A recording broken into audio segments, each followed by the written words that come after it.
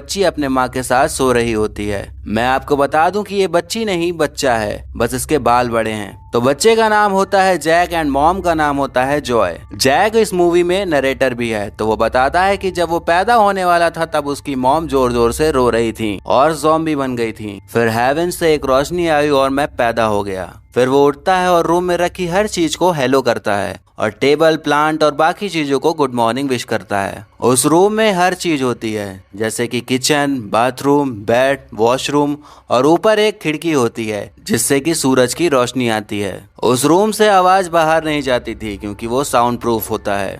वो दोनों अपना सारा दिन उसी में गुजारते हैं। जैक का बर्थडे होता है तो मॉम उसके लिए एक प्यारा सा केक बनाती है, बट जैक कहता है कि केक में कैंडल नहीं है और वो मॉम पर बहुत चिल्लाता है, पर मॉम गुस्सा होने के बजाय उसे हक कर लेती हैं। तब जैक बोलता है कि ओल्ड निक आएगा तब उससे आप कैंडल मंगवा लेना। अब ये ओल्ड निक कौन है ये आपको आगे पता चलेगा। रात होने पर जॉय जैक को सोने को बोलती है पर उसे बेड के बजाय वार्डरोब में सुलाती है। उसके बाद वहाँ पर एक आदमी आता है और वही ओल्ड निक होता है। वो फिर जॉय के साथ इंटीमेट होता है। वो हर दिन ऐसे ही आता था और जॉय के साथ इंटीमेट होता था, या ये कह सकते हैं कि उसका रेप करता था। एक दिन जैक को छोटा सा चूहा दिखता है तो वो उसे पकड़ने जाती है, पर जॉय उसे मार देती है। फिर उसे बताती है कि हम दोनों और इस रूम के अलावा कुछ भी रियल नहीं है, बाहर स्पेस है और खूब सारे एलियंस रहते हैं। जैक को बाहरी दुनिया के बारे में कुछ भी नहीं पता होता, वो बस टीवी में ही सब कुछ देखती थी, बट जॉय ने उसे बता रखा था कि टीवी में जो भी दिखता है वो सब फेक है। एक रात ओल्ड निक हमेशा की तरह फिर वही सब करने आता है तो जॉय वार्डरोब के बाहर आ जाता है और तब ओल्ड निक जॉय के साथ सो रहा होता है। जैक उसके पास जाता है और तभी ओल्ड निक उठ जाता है, जिससे देखकर जैक चिल्लाता है तो जॉय भी उठ जाती है और ओल्ड निक को उसके पास जाने से रोकती है, पर ओल्ड निक जॉय को गले से दबा देता है और दोबारा उसे टच ना करने को कहता है और इस चीज की सजा देने के लिए वो वहाँ का पावर कट कर देता है। अगले ही दिन जॉय जैक को सब बताने लग जाती है कि बाहर भी एक दुनिया है और जो भी तुम टीवी में देखते हो वो रियल में है। बाहर पेड़ है, घास है और वहाँ भी इंसान रहते हैं। पर जैक को कुछ भी यकीन नहीं होता क्योंकि बचपन में वो मॉम से ही सुनता आ रहा होता है कि बाहर कुछ भी नहीं है, बस रूम ही सब कुछ है। फिर हमें पता चलता है कि ओल्ड निक ने जॉय को 7 साल से रूम में कैद करके रखा है। वो उसे किडनैप करके लाया था और तब से वो यहीं है और जैक ओल्ड निक का बायोलॉजिकल बेबी है। वहाँ पर एक डोर है जो कि पासवर्ड प्रोटेक्टेड है, तो जब निक आता है तभी वो डोर खुलता है और उन दोनों ने 7 साल से बाहर की दुनिया नहीं देखी है।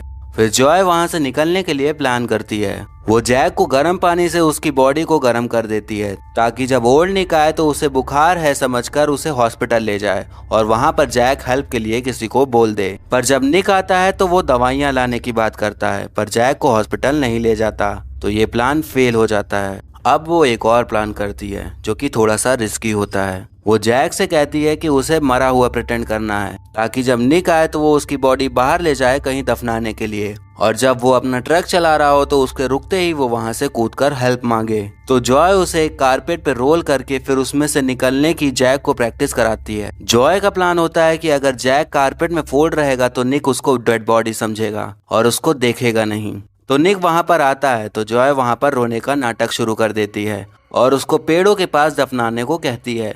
निक उसे बाहर ले जाता है और ट्रक में डाल देता है। जैक बाहर की दुनिया से बिल्कुल ही नया होता है, पर वो कारपेट से रोल होकर बाहर निकल आता है और ट्रक रुकने पर कूदने ही वाला होता है तभी उसे निक देख लेता है, बट फिर भी वो कूद जाता है और एक आदमी के पास भाग कर जाता है। निक पुलिस के डर से उसे वहीं छोड़ जाता है। वो आदमी पुलिस बुला लेता है। फिर लेडी पुलिस जैक से पूछताछ करती है और धीरे धीरे सारी इन्फॉर्मेशन निकाल लेती है। उसके बाद जॉय को भी रूम से निकाल लिया जाता है और निक को भी अरेस्ट कर लिया जाता है। निक को 25 साल की सजा होती है। जैक और जॉय को हॉस्पिटल भेज दिया जाता है। वहाँ पे एक डॉक्टर आता है और जॉय को सजेस्ट करता है कि वो जैक को चाइल्ड केयर में भेज दे क्योंकि जॉय को वहाँ रहकर उसके दिमाग को भी काफी असर पड़ा था और वो डिप्रेशन में थी, पर जॉय डॉक्टर को साफ साफ मना कर देती है। फिर वहाँ पे जॉय के पेरेंट्स आते हैं। जॉय को पता चलता है कि अब उनके पेरेंट्स साथ नहीं रहते, उन दोनों का डिवोर्स हो चुका होता है। उसकी मॉम अब दूसरे आदमी लियो के साथ रहती हैं। जैक पहली बार बाहर की दुनिया देखने वाला था तो उसे एक मास्क और गॉगल दिया जाता है ताकि डायरेक्टली किसी भी चीज के साथ कांटेक्ट में ना आए। वो दोनों का केस अब नेशनल न्यूज बन चुकी होती है तो हर कोई अब उनसे बात करना चाहता था। अब वो दोनों अपने माँ के घर आ जाते हैं जहाँ पर जॉय रहा करती थी। वहाँ पर अब लियो भी रहता है। फिर डिनर के टाइम जॉय को रियलाइज होता है कि उसके पिता कुछ अजीब बिहेव कर रहे होते हैं,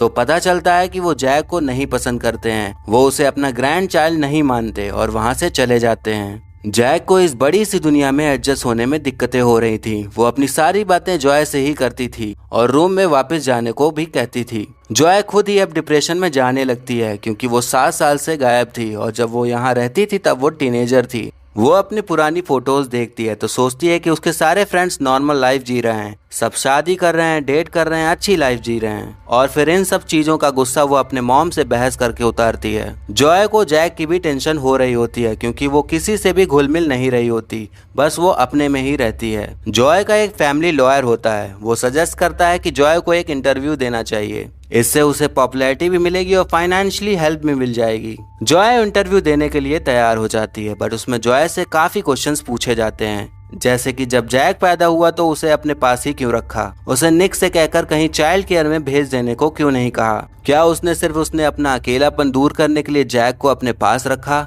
अगर वो जैक को निक से कहकर कहीं भेज देती तो शायद वो आज नॉर्मल लाइफ जी रहा होता। ये सब सुनने के बाद जॉय को बहुत गिल्ट फील होता है और वो भी सोचने लगती है कि शायद उसने सच में अपने फायदे के लिए जैक को पास रखा। फिर वो डिप्रेशन में चली जाती है जिसके चलते वो सुसाइड कर लेती है, पर जैक देख लेता है और जॉय को फिर हॉस्पिटल में एडमिट कराते हैं।